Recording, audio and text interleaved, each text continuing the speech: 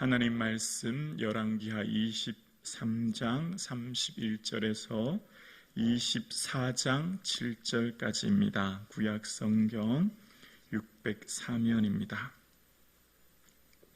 오늘 우리에게 주시는 살아계신 하나님의 말씀을 다 함께 합독하시겠습니다.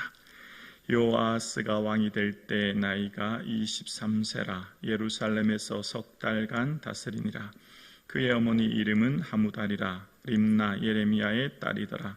요아스가 그의 조상들의 모든 행위대로 여호와 보시기에 악을 행하였더니 바론 누고가 그를 하마 땅 림나에 가두어 예루살렘에서 왕이 되지 못하게 하고 또 그 나라로 은 100달란트와 금 1달란트를 벌금으로 내게 하고 바론 누고가 요시아의 아들 엘리야김을 그의 아버지 요시아를 대신하여 왕으로 삼고 그의 이름을 고쳐 요야김이라 하고 요아스는 애굽으로 잡아갔더니 그가 거기서 죽으니라.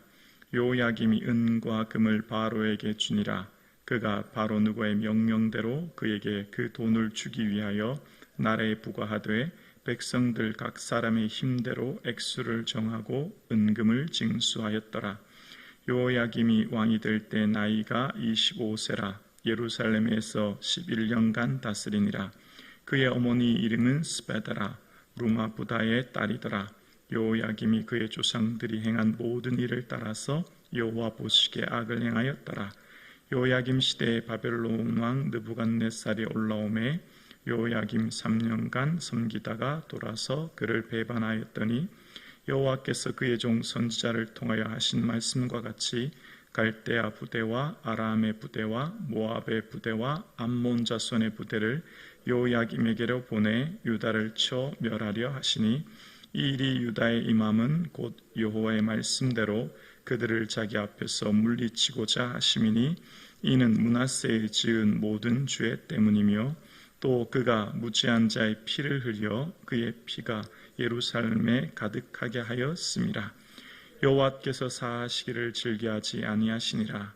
요야김의 남은 사적과 행한 모든 일은 유다왕 역대지락에 기록되지 아니하였느냐. 요야김이 그의 조상들과 함께 잠에 그의 아들 요야긴이 대신하여 왕이 되니라. 애굽 왕이 다시는 그가 그 나라에서 나오지 못하였으니 이는 바벨론 왕의 애굽 강에서부터 유브라데 강까지 애굽 왕에게 속한 땅을 다 점령하였습니다. 아멘. 하나님께서 우리의 삶과 이 모든 역사를 주관하고 계신 줄로 믿습니다. 그래서 우리의 삶은 하나님의 기쁨이 되어지고 하나님의 영광 돌리는 삶 되어지기를 주의 이름으로 축복합니다. 생명과 죽음, 성공과 실패, 복과 불행, 모든 것이 다 하나님의 주관인 줄로 믿습니다. 이제 그 얘기를 오늘 본문이 하는 것입니다. 먼저 오늘 본문의 잠깐 시대적 배경을 말씀드리겠습니다. 이때 당시의 시대적 배경, 남유다를 주변으로 한 강대국들이 이제 전쟁이 일어납니다.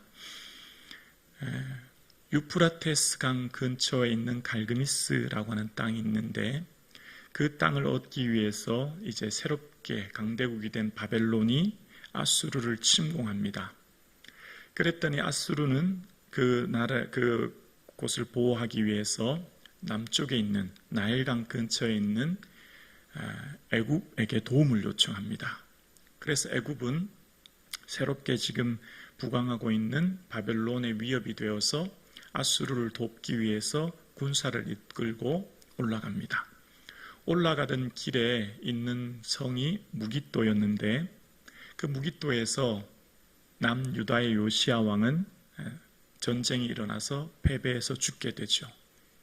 그리고 애굽은 이제 북쪽에 있는 갈그미스 전투에 참여하게 됩니다.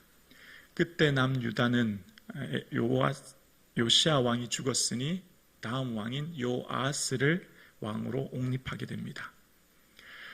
그리고 이 애굽이 갈그미스 전투에 올라갔다가 전쟁을 했지만 큰 성과를 거두지 못하고 어느 나라가 이겼다 할 것 없이 다시 원 상태로 되어서 애굽은 이 북쪽 갈그미스에서 내려오게 되죠. 내려오는 길에 봤더니 유다의 왕을 여호아스 왕을 세운 겁니다. 자기들 마음대로 허락받지 않고 세운 왕, 아마 이 여호아스가 친 바벨론 정책을 펴지 않았나 생각합니다. 그래서 이 여호아스 왕을 애굽으로 데려갑니다.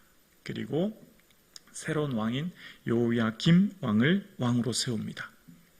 그렇게 여호야김 왕을 왕으로 세웠는데 이제 두 번째 BC 605년에 갈그미스 전투가 일어났는데 이번에는 다시 609년에 일어났는데 다시 605년에 다시 한번 또다시 전투가 일어납니다. 그래서 이번에는 이 바벨론이 이 전투에서 승리를 하게 되고 그래서 이 바벨론은 이 남유다 쪽으로 애굽을 치기 위해서 내려오는 길이지요. 그때 내려왔다가 이 남유다에 있는 사람들을 잡아갑니다. 그때 잡아간 사람이 바로 다니엘입니다. 바벨론의 1차 침공이지요.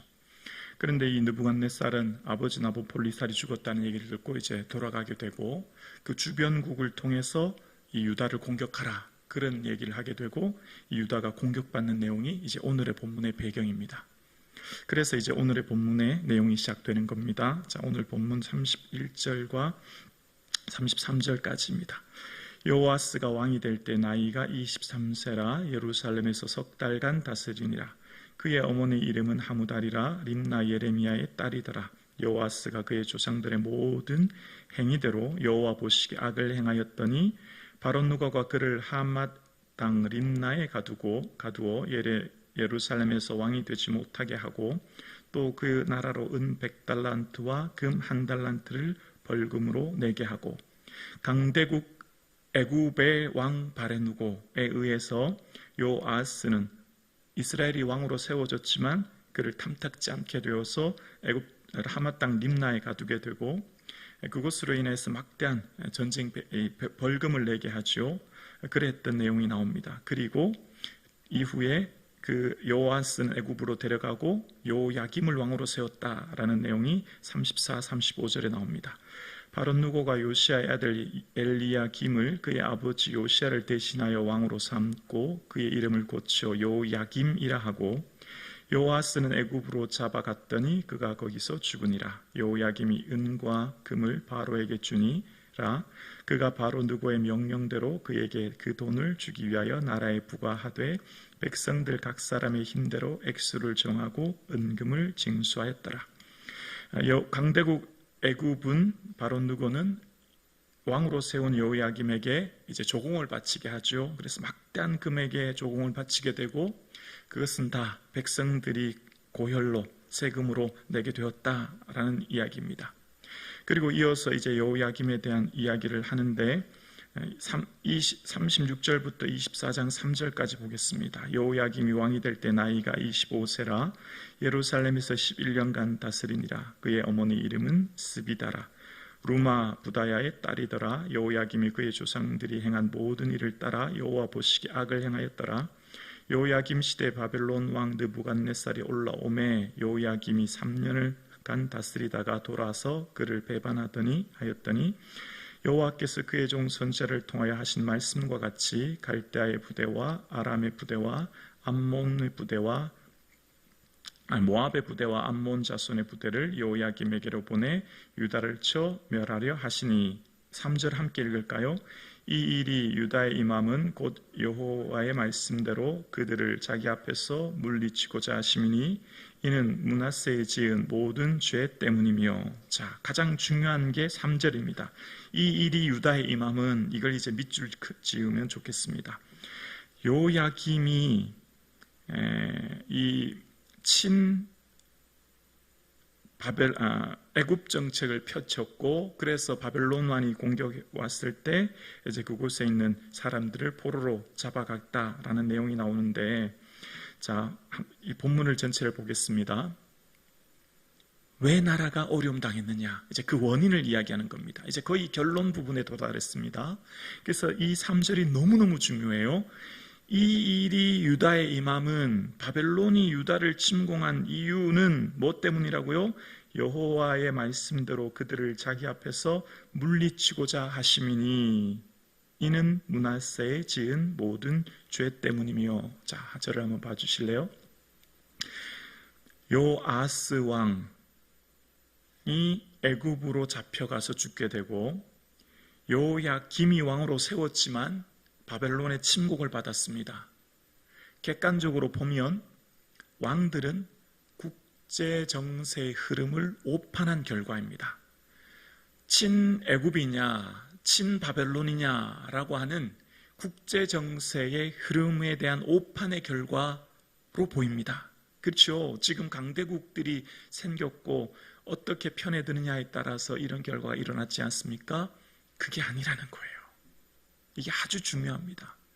지금 나라가 어려움에 당한 것은 정치적인 흐름을 파악하지 못해서 국제적인 외교적인 이 정치 판단을 하지 못해서가 아니라는 거예요.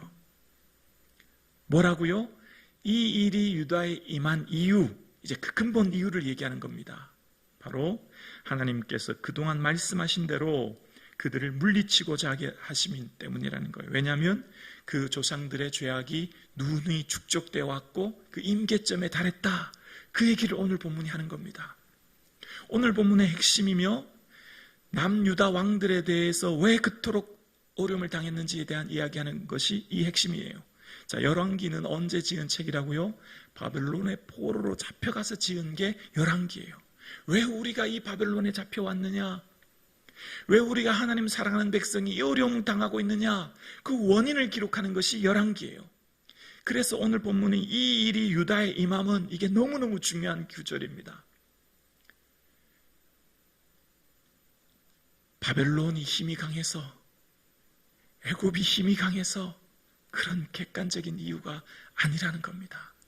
근본적인 이유는 이 일이 임한 것은 하나님께서 말씀하신 것이라는 거예요. 하나님 뭘 말씀하셨죠? 자, 하나님께서 모세를 통해서 가나안 땅에 들어가면 반드시 지켜야 될 것을 누누이 말씀하셨는데 그 내용이 신명기 17장 18절에 왕들이 해야 될 것을 한번 읽어보겠습니다. 자막 보여주실래요? 평생에 자기 18절부터인데요, 목사님. 18절이 준비되지 않았나요? 그럼 19절부터 보겠습니다. 18절은 왕위에 오르거든 율법서를 등사해서 제사장이 읽게 하라, 그 내용이고요. 왕이 되면 그 다음에 19절입니다. 평생에 자기 앞에 두고 읽어 그의 하나님 여호와를 경외하기를 배우며 이 율법의 모든 말과 이 규례를 지켜 행할 것이라. 자, 보세요. 왕이 되면 율법서를 등사해서 복사해서 늘 읽어 그것에 기록한 대로 하나님 말씀을 배우고 행해라 라고 하는 겁니다. 왜냐하면 그 이유가 20절에 나와요. 20절 볼까요? 그리하면 결과예요. 그의 마음이, 왕의 마음이 그 형제 위에 교만하지 아니하고 라고 보이세요? 왕이 결코 교만해지지 않는다는 겁니다. 그리고 이 명령에서 떠나 좌로나 우로나 치우치지 아니하리니 이스라엘 중에서 그와 그의 자손이 왕위에 있는 날이 장구하리라. 왜 율법서를 읽어야 되냐면 형제 위에 내가 왕이 되었다라고 형제 위에서 마음이 어떻게 해요? 교만해지지 않는다는 겁니다. 자, 이스라엘 왕들이 왜 이렇게 되었을까요? 왜 나라가 바벨론의 침공을 받았고 어려움을 당했을까요? 왕의 마음이 다 교만해졌기 때문입니다. 왕의 마음이 교만해져서 하나님을 섬기지 않고 다 우상을 섬겼기 때문이에요. 특히 이스라엘의 왕은 두 가지 길로 나누어지죠. 여로보암의 길로 행하는 악한 길인가 다윗 길로 행하는 선한 길인가로 나타나는데 안타깝지만 북이스라엘은 선한 왕이 한 명도 등장하지 않아요. 다 여로보암의 길로 행합니다. 그런데 남유다에는 8명의 왕이 다윗의 행한 길로 걷게 돼요. 여호와 보시기에 정직했지요. 그런데 참 안타까운 것이 있어요. 8명의 왕들이 초반기에는 다윗의 길로 행하여 정직했지만 후반부에는요 마음이 교만해집니다. 예를 들면 아사 왕 같은 경우에도 아세라 목상을 꼈고 마아가를 폐위시키고 했지만 하냐냐가 책망의 말을 듣자 하냐냐를 감금하게 되어지고 발병이 생겨서 이후에 죽게 되는 겁니다. 우시야도 마찬가지예요. 우시야도 번성하게 되어지고 나라가 부강해지자 자기 자신이 스스로 성전에 올라가 분향하게다가 이마에 나병이 생기는 경우를 겪게 됩니다. 그러니까 왕들이 처음에는 다 선하게 열심히 행하지만 이후에는 교만했던 왕들을 누누이 이야기하고 있어요. 그 결과적인 것으로서 이 일이 유다에 임함은 이것은 하나님이 하시는 일이라는 겁니다. 하나님이 이 일을 이루게 하셨다라는 것을 지금 이야기하는 거예요. 신명기의 말씀에 왕이 되면 여호와 율법서를 등사해서 평생 자기 옆에 들고 배우고 그렇게 하면 왕의 마음이 겸손하여 주님만을 따르게 될 텐데 그러지 못한 결과라는 거예요. 자, 이제 결과를 말씀드립니다. 인생의 행복, 인생의 성공은 무엇이 결정하느냐? 삶의 인간의 능력, 지혜가 결코 아니라는 겁니다. 이 오늘날 이 시대는 능력주의 사회 아닙니까? 모든 사람들이 능력을 쌓고 그것이 내 행복을 기르는 지름길이다. 이 세상의 가치는 다 흘러갑니다. 그러나 기독교적 가치, 성경은 우리에게 그렇게 말하지 않아요. 참된 인생의 행복, 참된 인생의 기쁨은 하나님의 손에 달려있고 그것은 바로 말씀을 통해 일어나는 것이다 라고 하는 것을 끊임없이 얘기하는 겁니다. 복 있는 사람은 어떻게 해요? 여호와 율법을 즐거워하는 사람입니다. 주야로 그것을 묵상하는 사람입니다. 여호수아에게도 가나안 땅 들어가면 걱정하지 마라, 마음을 강하게 하고 담대하라. 여호와 율법책을 주야로 묵상하여 그것을 기록한 대로 지켜라. 그것 한 가지만 얘기했어요. 이게 전부예요. 이게 모든 것입니다. 말씀에 원하는 것은, 하나님께서 원하는 것은 나만 의지하고 겸손하게 나와 동행하는 것이다 라고 하는 것을 이야기하는 거예요. 그러면 하나님이 어떻게 해요? 다 책임져 주신다는 거예요. 그게 바로 홍해를 건너게 하고 만나를 먹게 하고 여리고를 무너뜨리게 하고 이스라엘을 지켜주게 한, 가나안 땅을 얻게 한 것도 창칼이 아니었어요. 하나님 말씀에 순종하여 가나안 땅을 얻게 되었지요. 인생을 사는 비결이 여기 있습니다. 사랑하는 성도님, 우리의 삶은 하나님이 우리의 삶을 주관하고 계신 줄로 믿습니다. 오직 하나님 손에 모든 것이 달려져 있기에 우리의 모든 삶 행복은 내가 이루려고 하고 내가 애쓴다고 되는 게 결코 아니에요. 하나님이 하시는 줄로 믿습니다.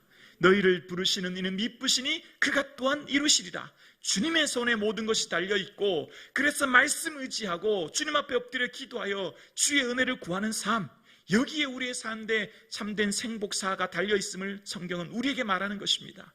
이 일이 유다에 임함은 왜 이 일이 일어났느냐? 하나님이 다 하셨다는 거예요. 국제정세를 오판한 결과가 아니라는 겁니다. 오늘 살아가는 저와 여러분의 삶에 인생의 행복은 나의 능력이다, 아니요, 오직 주의 은혜인 줄로 믿습니다. 주의 은혜를 바라보고 주의 은혜를 사모하고 엎드려 기도하는 저와 여러분 되기를 주의 이름으로 축원합니다.